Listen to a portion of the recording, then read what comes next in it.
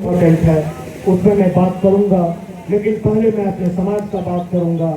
मैं आपसे ये वादा करना चाहता हूं, मैं आपसे पुनः ये वादा करना चाहता हूं, यदि आपका कंधा मेरे साथ लगा या नहीं भी लगा, मैं इस क्षेत्र का विधायक बनूं या न बनूं, यदि जनस्वराज की सरकार बनी तो सजौर में जो अस्पताल मृत प्राय पड़ी हुई है, जिसको अश्विनी चौबे ने मार दिया, उसको आयुर्वेद में तब्दील कर दिया, यदि हमारी सरकार बनी तो 90 दिन के अंदर वहाँ 3 जनरल फिजिशियन और 3 सर्जन बैठेंगे।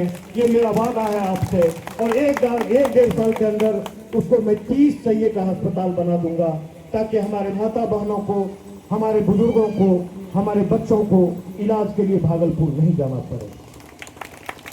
दूसरा वादा है, राधानगर से दरियापुर, राधानगर से रतनगंज, रतनगंज से गंगनिया, गंगनिया से अकबरनगर किशनपुर तक जितनी भी स्वास्थ्य उपकेंद्र है, मैं जानता हूं, एक पदाधिकारी रहा हूं, इस हैसियत से मैं आपको ये कह रहा हूं कि इस धरती पे, इस विधानसभा में जितने भी स्वास्थ्य उपकेंद्र है, उसमें 24 घंटा एमबीबीएस डॉक्टर का मैं व्यवस्था करवा दूंगा।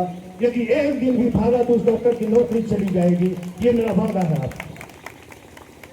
तीसरा वादा हमारा है, जो इंपॉर्टेंट वादा है, आज 35 वर्षों से सुल्तानगंज अकबरनगर से अमरपुर रोड मैंने बनवाया, लेकिन मैंने कांदा नहीं लगा पाया, तब तक मंत्रालय को मैं छोड़ चुका था। मेरी एक सपना थी कि मैं कजिया से पदई को स्टेट हाईवे के माध्यम से जोड़ दूं। 3 गांव बीच में ऐसे पड़ गए थे, जिसके भूमि अधिग्रहण के लिए जब तक मैं मंत्रालय में रहा वो बातें नहीं हो पाई। उसमें एक जगह है दरियापुर, दूसरा जगह है सजौर और तीसरा जगह है गोबराई का कुछ पास, जहां हमको बाईपास करनी पड़ेगी रोड को। तो मैं ये भी आश्वासन देता हूं, यदि मेरी सरकार बनी, मैं एमएलए बनूं ना बनूं, कंजिया से पदई निश्चित रूप से 1 साल के अंदर स्टेट हाईवे में कन्वर्ट करवा दूंगा। और चौथी बाधाएं हैं कि हमारे किसान को जो मार्केट नहीं मिल पा रहा है, उसके लिए मुख्य है कि अफजूगंज से जगदीशपुर एक स्टेट हाईवे होनी चाहिए। वो अभी रोड तो है, लेकिन छोटी रोड है। मैं आपसे ये वादा कर रहा हूँ, 2 से 3 साल के अंदर अफजूगंज से जगदीशपुर को मैं जोड़वा दूंगा स्टेट हाईवे के माध्यम से, ताकि हमारे किसानों की आमदनी 10% बढ़ जाए। आज मेरे रतनगंज के पास ब्रिज के लिए काफी दिनों से, पुल के लिए काफी दिनों से मांग हो रहा है। तो जब ये स्टेट हाईवे बनेगा तो मांग स्वतः खत्म हो जाएगी और वहां पे पुल बन जाएंगे। तो ये कुछ बाधाएं थी। अब आप देखिए कितनी बड़ी बात है। इधर हम लोग प्रभात खबर ने एक अपना प्रेस लगाया था, चुनाव के माध्यम से चौपाल लगाया था, तो हमारे विधायक जी ने बोला कि मैंने इस क्षेत्र के लिए 117 करोड़ रुपए की राशि से गंगा वाटर का लिफ्टिंग करके हनुमाना डैम में गिराने का काम किया, जिससे पानी आएगा।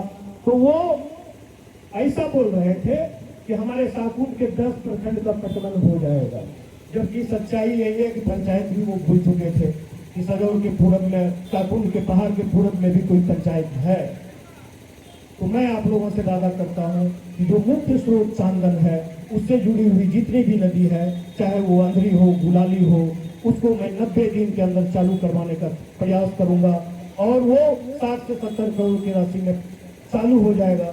जिस दिन अंधरी चालू हो जाएगा, जिस दिन गुलाली चालू हो जाएगा, जिस दिन हमारी बड़ी बांध चालू हो जाएगी, जमुआ और भगोड़ा चालू हो जाएगा, निश्चित रूप से हमारे इलाके का जल स्तर भी बढ़ेगा। और मैं ये चाहता हूं कि हमारे किसान को नहर के माध्यम से रबी फसल पटाने का भी काम वो नहर करे, तभी मैं समझूंगा कि हमारे क्षेत्र का विकास हो गया। अविलंब भगोड़ा और गुलाली को चालू करने का काम, यदि आपका कंधा मेरे साथ लगा तो मैं करवा दूंगा। यदि आपका कंधा हमारे साथ नहीं लगा तो अंधरी को तो निश्चित रूप से ही मैं चालू करवा दूंगा, ताकि जल स्तर में भी बढ़ोतरी हो जाए और किसानों को एटलीस्ट खरीफ फसल की पटवन हो जाए। तो ये चंद बातें थी।